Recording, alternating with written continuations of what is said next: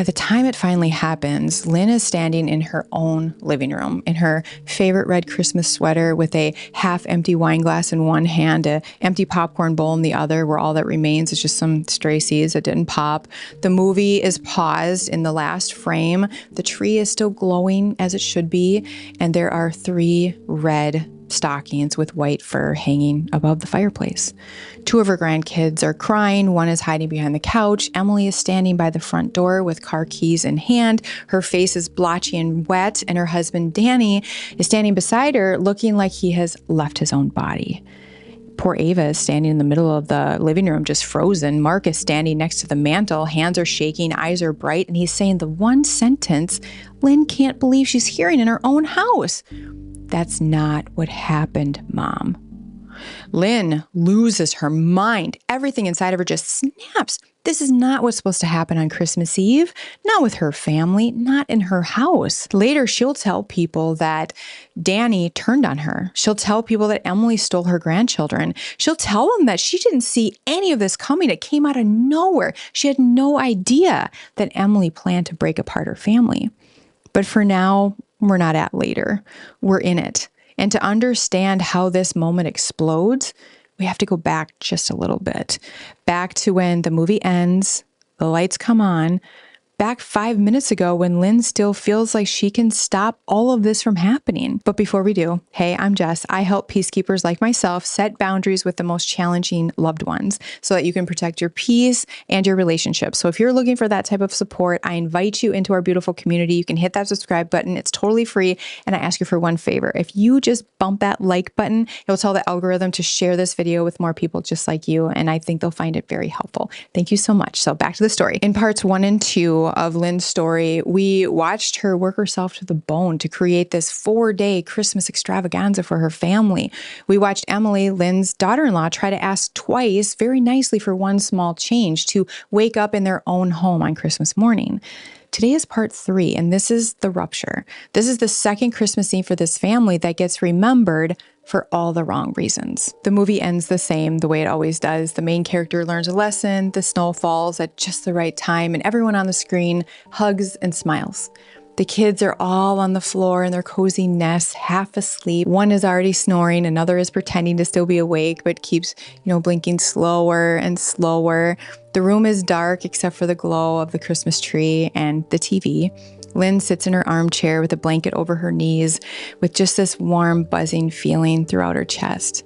This is her favorite moment. Like, everyone is here in the pajamas that she provided under her roof, tucked in where she can see them all. For a few seconds, she just lets herself pretend that this feeling is going to last forever.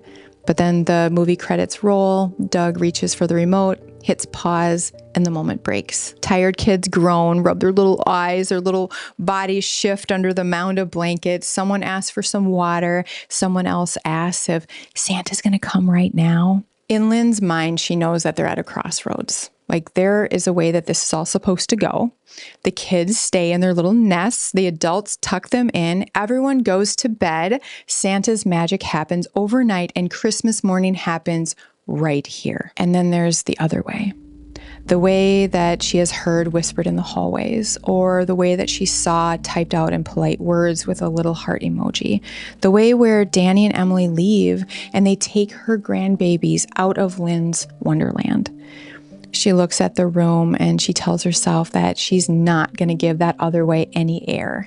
Like, if she doesn't make room for it, maybe it can't happen. She talks over the adults talking in the background, mentioning the stockings and how Santa's magic only works if everyone is in their nests. She looks like she's only talking to the grandkids, but we all know that she's also talking to Danny and Emily. She is laying down a path with her words, and Lynn believes that if she paints it clear enough for them, they'll follow it. Emily gets up off the couch. She moves towards the kids. She gathers little cups and sets them on a side table. Her face from a distance actually looks calm, but Lynn can see some tightness around the corners of her eyes. Danny stands halfway between the couch and the hallway. His hands are in his pockets like he's a person about to step into traffic. Lynn just keeps talking. She tells the kids how excited she is to hear them in the morning, waking up with all my babies here in my living room.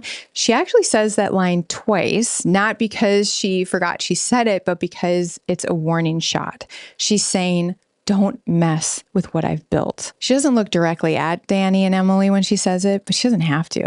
Like, the air in the room is changing. Even the kids can feel it. They start asking some more questions. They start squirming around, and her chest starts locking down hard.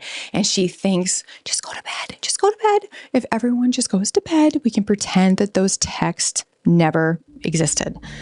But the text did exist. The whispered conversations in the hallway, that did happen. And Danny taking a step forward right now because he can't keep being stuck in both worlds. That's happening right now. There's a small lull in the noise. One grandchild finally falls asleep, another one stops wiggling, and the third one is whisper singing, Santa Claus is coming to town, to themselves under the blanket. Doug gets up and starts carrying bowls into the kitchen. Ava bends down, collecting stray popcorn from the floor. Mark leans against the doorway facing the fireplace and those three stockings, just watching with his arms crossed. Danny takes a deep breath, steps closer to his mom, looks back at his wife, who gives him an encouraging nod, just a small one. Lynn sees it. Her stomach drops as Danny starts to speak. His voice is really quiet at first. He says something about how grateful they are, how much fun they had, how the kids just love Grandma Lynn's Christmas, and then something about how they'll always still do most everything. All Lynn can really hear is the ringing in her ears as the pounding of her heart gets bigger. She's waiting, holding her breath for the part that she knows is coming, and it arrives in one sentence. Danny, her little boy, who's never told his mom no, especially when it comes to Christmas, chokes out that he and his family are now leaving. They're going home to wake up in their house this year for Christmas morning. The words are simple, but they land in Lynn's body like a slap, like she didn't see it coming. Even though she's been bracing for it all night, everything inside of her just goes numb as the heat just rises out of her head. Her first thought isn't calm or reflective, and it's definitely not curious. It's, after everything I've done for you, this is what you do to me? Danny is acting kind, but Lynn can hear the disrespect in his tone. She can see him dismissing her. To Lynn, Danny's walking right past a sign that says, do not enter. Why is he doing this? Why is he saying, we don't care about everything you built? We don't see all the work you do. We don't think you matter as much as our idea. Like, why is Danny being so cruel?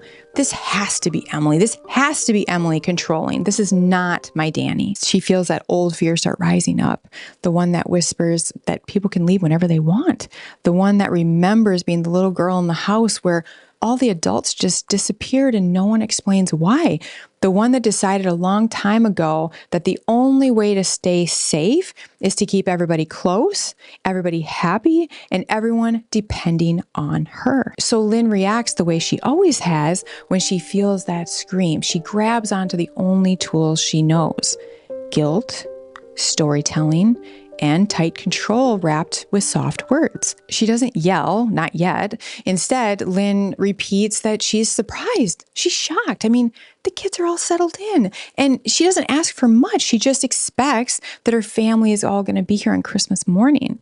Her voice is shaking, but her words are coming out calm, and she continues to remind Danny and Emily of what Mark and Ava sacrificed to be here, and how there's only a little bit of time that the cousins get to have this special opportunity because we only get so many Christmases together. She paints a picture of herself standing in the living room on Christmas morning, looking down at empty nests where her grandbaby should be.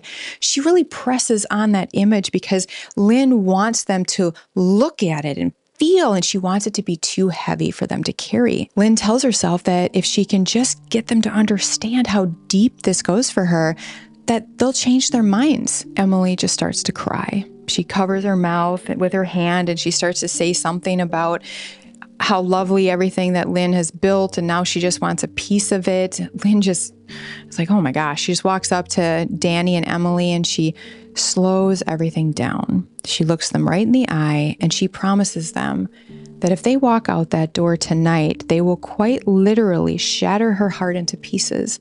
And she means it. She doesn't know how she'll continue. She doesn't know how she will be able to do things with that much pain. Lynn knows that her grandkids can hear her, but she believes that she's showing them how much family means. She's trying to show them, like, you don't walk out on family. And she hopes that her speech will just kind of be etched into their brains so that they never do this to their mothers one day. In the middle of all of this, Ava just stands there with a dish towel in her hands, not saying anything. Lynn just keeps looking at her for some support, some backup, and she says nothing. Lynn starts to finally feed the lines that she wishes Ava would start to say about how they did things the holidays when the kids were little, how she would never do this to her mother. She brings up how she has never once asked them to choose between families. I mean, not really, if they were honest. I guess some of those things were true, but to Lynn, it's gospel. She gives Ava one more pleading look like, come on. And that's when Ava finally breaks her silence. She pleads for a compromise. She just asks, could we just stick around this year and switch things up next year?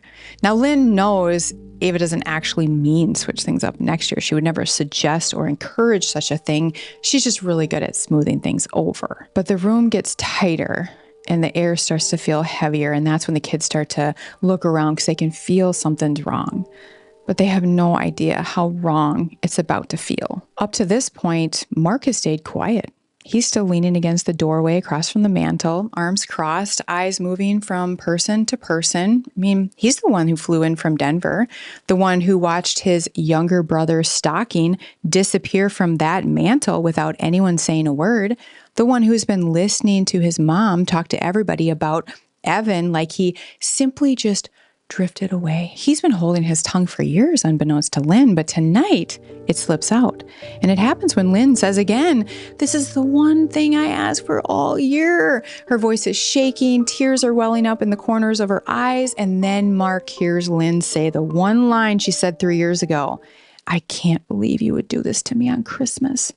He saw what happened with Evan when he tried to talk to their mom about something he was concerned about. He was really worried about her. And Lynn flipped the story and made it as if Evan was doing something to her. And he sees Danny starting to do the same thing, folding in on himself the same way their brother did 3 Christmas Eves ago. So he steps away from the door frame and in a low and steady voice, he says, what Emily and Danny are trying to do is completely reasonable. Lynn loses her breath. She can't believe Mark, not my Mark. He wouldn't go against me. What's happening to this family?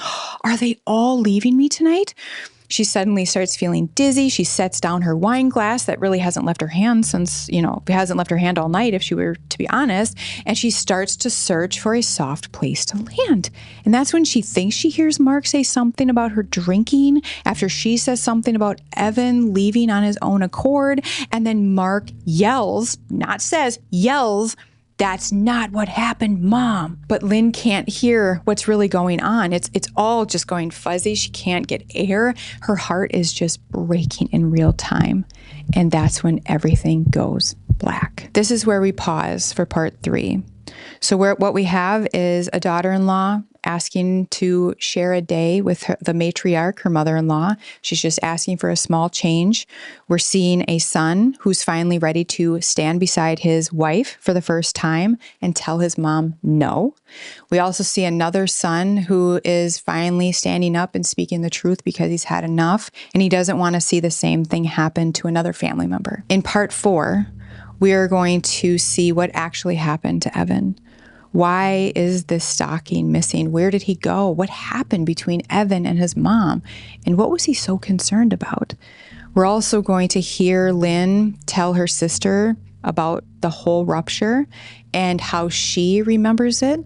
And then I'm going to pull back the curtain and I'm going to show you what's really going on with this family. I'll see you there.